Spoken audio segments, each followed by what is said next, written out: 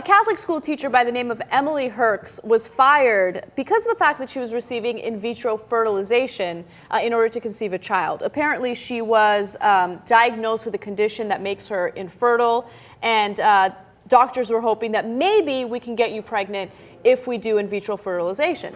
So she was fired? She was fired. Administrators at the school apparently were not happy about this because they're Catholic and they believe that it's against their religion. It's a private school. It is a private school. Now, Good Morning America did a piece on this. I want to show you guys the video, and then we'll discuss whether or not the school should get a pass. Okay. Like all diocese employees, Herx signed a contract to respect the Catholic faith, which the diocese that runs the school says forbids the procedure. They fired her for wanting what probably everybody in their congregation has as a family. Herx says the school's pastor told her she was a, quote, grave immoral sinner, and that her actions would cause a scandal if anyone found out. If you're a religious school, you can now terminate any employee you want for any reason you want, even if it's for a discriminatory purpose. So that's the law. However, she did file a complaint with the Equal Employment Opportunity Commission, and they basically opened the doors to a civil lawsuit. They said that she won and she can file a civil lawsuit. So we'll see what happens from there. But this is probably one of the most ridiculous stories I've ever heard of, right? Yeah, there's certain, again, we draw lines. We don't draw the lines at the end. There's a reasonable restriction that a Catholic school can make on its employees. One of them is not whether they conceive a child and the extent to which they work with their doctor to make that conception possible. I don't care what your religious beliefs are. They don't have to cover it with their insurance.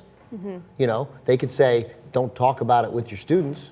They can say all those things. They can't keep her from doing it. There are so many things about this story that really puzzle me. For instance, I don't care where you work. Right? Maybe it's different in some work environments. Like, I can imagine if I told you or whoever at work, hey, I'm getting in vitro because I'm infertile, it wouldn't really blow up in my face.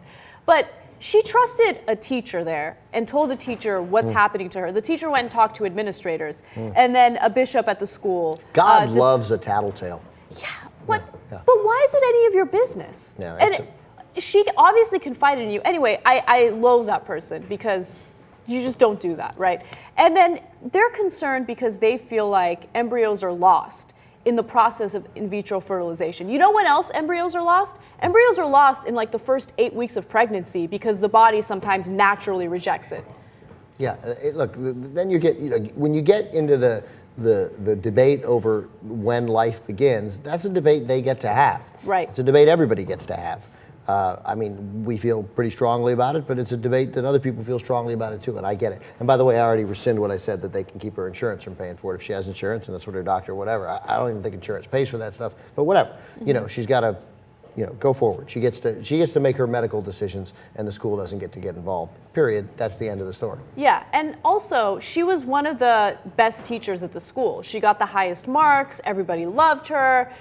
And she was also the type of person who followed all of their religious policies, right? So why are you going to take someone who believes in your religion and turn her against you? Okay, you know who's a grave immoral sinner? The guy who runs the school. Yeah, definitely. You're a grave immoral sinner. You've done an immoral thing. You've committed a sin, and you've hurt this person, and you're getting bad publicity now, and good. And I hope it wrecks your school, but not at the expense of the students, only at the expense of you.